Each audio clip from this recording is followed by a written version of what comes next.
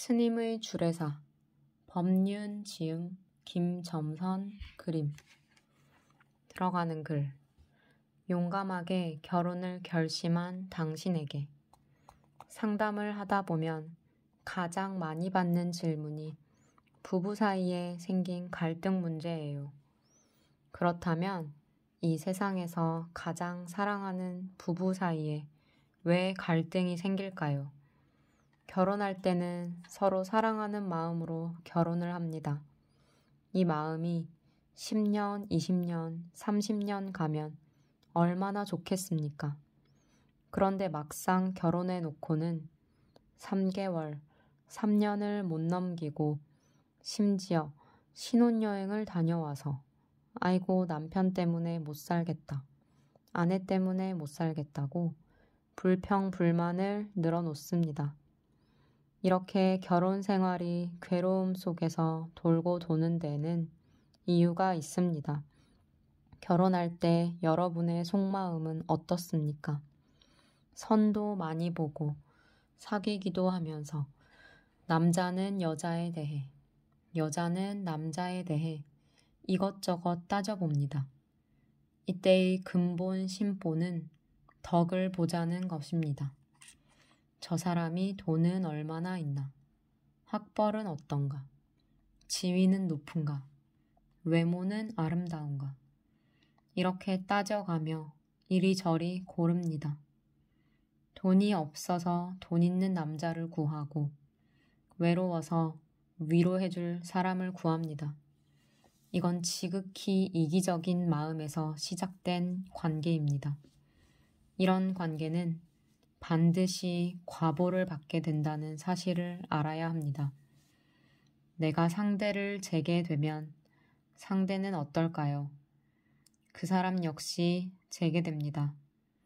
인생의 이치가 그렇습니다. 내가 부족해서 상대를 필요로 하기 때문에 자꾸 기대감이 생기게 됩니다. 그런데 문제는 상대도 그렇다는 것입니다. 그래서 막상 결혼해서 살아보면 내 기대가 무너지듯이 상대의 기대도 무너집니다. 이때 내 기대가 무너진 것만 문제 삼지 말고 상대도 기대를 갖고 있다는 것을 이해하면서 상대가 실망할 때 실망할 만하다고 인정하면서 받아주면 관계가 좋아집니다. 또 내가 상대에 대해 실망할 때 이게 상대의 문제가 아니라 내 기대가 높았다는 것을 자각하면 문제를 해결하기 쉽습니다. 행복은 결혼한다고 저절로 오는 것이 아닙니다. 결혼과는 상관없는 것입니다. 그러나 사람들은 혼자 살면 외로워서 결혼하고 같이 살면 귀찮아합니다. 결혼은 혼자 살아도 외롭지 않고 같이 살아도 귀찮지 않을 때 해야 합니다. 스스로 정진하고 수행해서 완전한 사람끼리 만나는 것이 가장 바람직한 방법입니다. 그때 비로소 결혼이 서로를 속박하지 않게 됩니다. 자기 마음대로 살려면 혼자 살아야 합니다. 결혼하고 다른 사람과 같이 살려면 상대와 맞춰야 합니다. 또 자식을 낳았으면 책임을 져야 합니다. 자식은 부모를 닮습니다. 자기의 싫은 모습을 안 닮게 하려면 여러분이 변해야 합니다. 그러기 위해서는 결혼한 아내와 남편은 자식이 없는 스님들보다 10배, 100배는 더 열심히 수행해야 합니다. 내가 온전한 상태에서 상대와 관계를 맺을 때 상대에게 도움을 줄 수 있습니다. 내가 온전하기 때문에 상대에게 기대하는 것이 없습니다. 기대하는 것이 없기 때문에 상대를 더 잘 이해하고 상대에게 도움을 주는 사람이 될 수 있습니다. 베풀겠다는 마음으로 결혼하면 길 가는 사람 아무하고 결혼해도 별 문제가 없습니다. 하지만 상대에게 덕을 보겠다는 생각으로 고르면 100명 중에 고르고 골라도 막상 고르고 나면 제일 엉뚱한 사람을 골라 결국엔 후회하게 됩니다. 그러니 결혼 생활을 잘 하려면 상대에게 덕 보려고 하지 말고 손해보는 것이 이익이라는 것을 확실하게 알고 새겨야 합니다. 제가 축의금 대신 이렇게 좋은 말로 축하를 해드리니 꼭 명심하시기 바랍니다. 하나, 최고의 배우자를 만나는 인연법. 1. 기대고 싶어 사랑한다면. 결혼은 반쪽 두 개가 합쳐져서 온쪽이 되는 것이다. 흔히 이렇게 생각합니다. 그래서 배우자를 자신의 반쪽이라고도 말합니다. 그런데 반쪽과 반쪽을 합치면 가운데 금이 생깁니다. 전체 모양은 온쪽 같지만 갈라진 금 때문에 영원히 반쪽일 수밖에 없습니다. 흔히 외롭거나 힘들 때 기댈 수 있는 사람을 찾습니다. 그러나 내가 부족해서 상대를 필요로 하면 자꾸 상대에게 기대감이 생깁니다. 상대에 기대어 외로움을 채우려는 반쪽인 이상 완전한 행복에 이를 수가 없습니다. 그러다가 한쪽이 떨어져 나가면 다시 반쪽이 되기 때문입니다. 상대가 없어도 내가 완전해야 합니다. 즉, 온쪽이 되어야 합니다. 그래서 상대의 온쪽과 내 온쪽이 합쳐져서 가운데 금이 없는 하나가 되어야 합니다.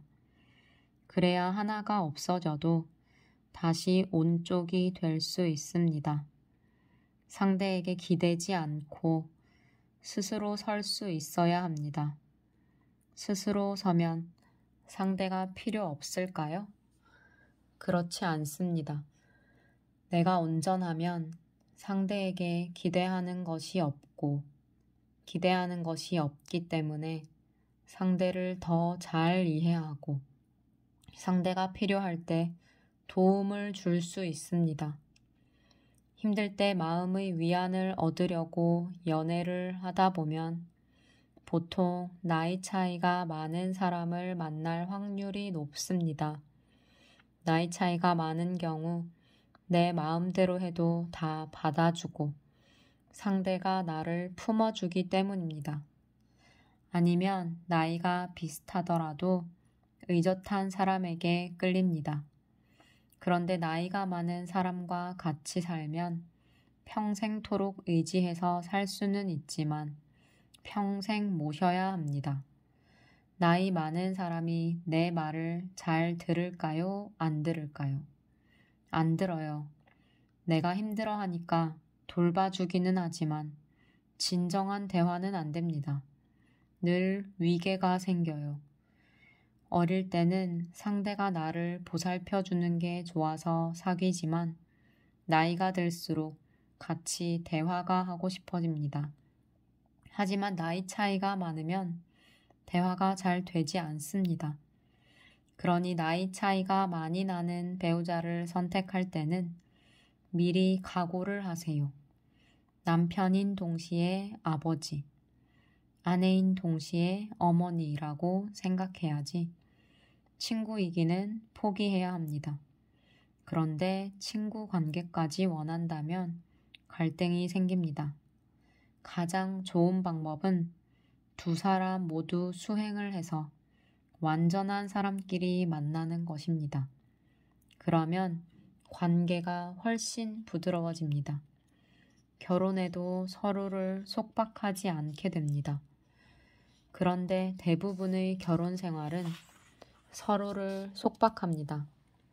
결혼 생활 때문에 친구도 못 만나고, 결혼 생활 때문에 술도 못 마시고, 결혼 생활 때문에 취미 활동도 못 한다고 아우성입니다. 이것은 결혼 생활의 출발이 잘못되었기 때문에 그렇습니다. 외로워서 만나 함께 살면 나중에는 서로를 속박하게 되고 상대가 귀찮게 느껴집니다. 귀찮게 느껴지면 헤어지게 되고 헤어지면 다시 외로워집니다. 외로워서 또 사람을 찾게 되고 같이 살면 또 귀찮아지고 그래서 방황을 합니다. 잘했다, 잘못했다가 아니라 우리의 마음이 그렇게 작용하는 것입니다. 이 마음의 이치를 알고 대응해야 합니다. 알면서도 자꾸 기대고 싶은 마음이 올라와서 힘들어하는 경우가 있습니다. 기대고 싶은 마음이 일어나는 것은 내 카르마, 업이기 때문에 어쩔 수 없습니다. 그러나 기대고 싶은 마음에 사로잡히면 안 됩니다. 거기에 빠지면 안 돼요. 이 마음을 따라가게 되면 결국은 스스로를 속박하게 됩니다. 그렇다고 기대고 싶은 마음아 일어나지 마라고 생각한다고 해서 일어나지 않는 게 아닙니다.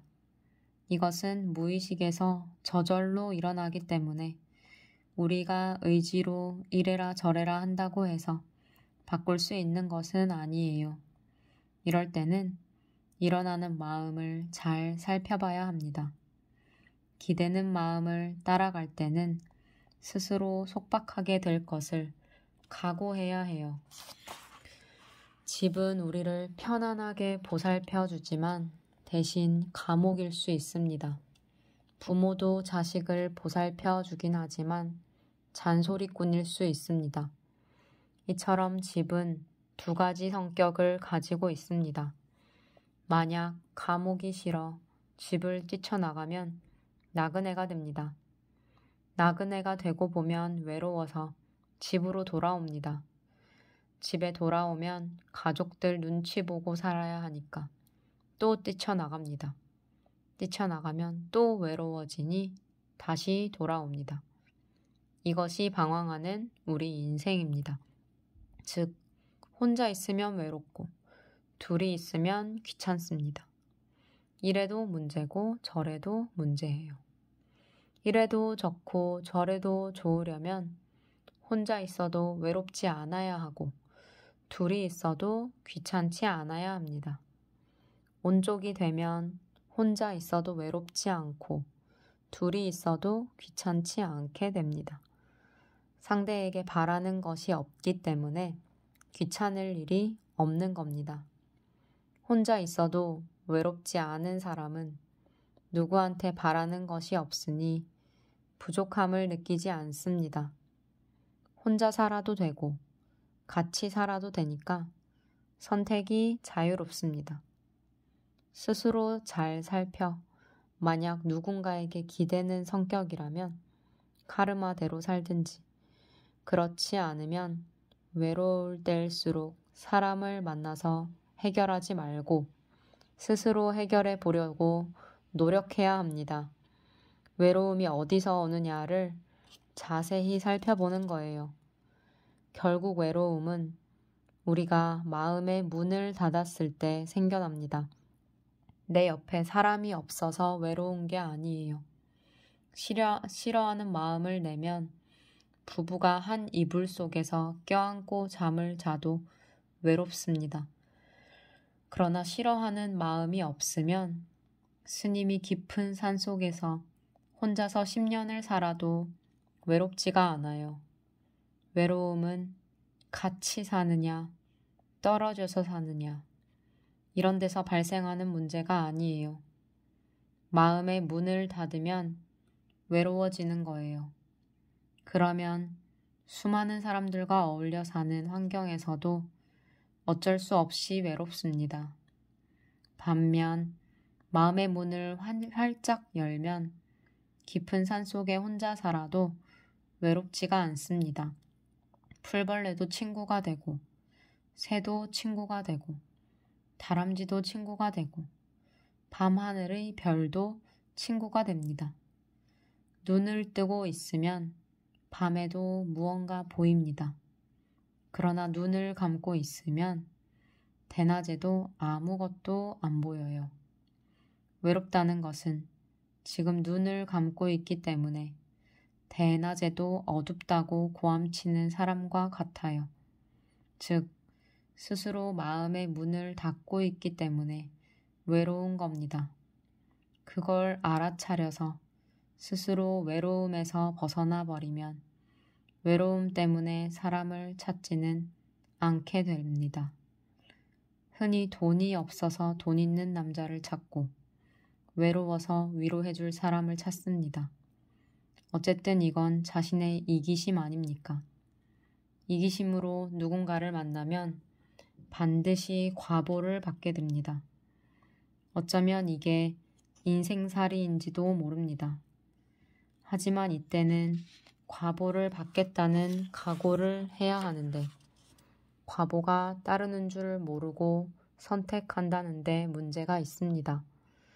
또 내가 상대에게 실망할 때 상대 탓이 아니라 자신의 기대가 높았다는 것을 자각하면 문제를 쉽게 해결할 수 있습니다. 좋은 남편, 좋은 아내 만나게 해주세요. 이런 기도를 할 것이 아니라 자기 수행부터 먼저 해 나가야 합니다. 그러면 스스로 서는 힘이 생깁니다. 결혼을 해야 한다, 하지 말아야 한다고 얘기하는 게 아닙니다. 결혼을 했으면 결혼 생활이 행복하도록 노력하고 혼자 살면 혼자 사는 삶이 행복하도록 노력해야 한다는 겁니다. 행복은 결혼 자체와는 상관없습니다. 그런데도 사람들은 혼자 살면 외롭고 같이 살면 귀찮아 하면서 끝없이 갈등합니다. 이 마음을 잘 살펴야 합니다.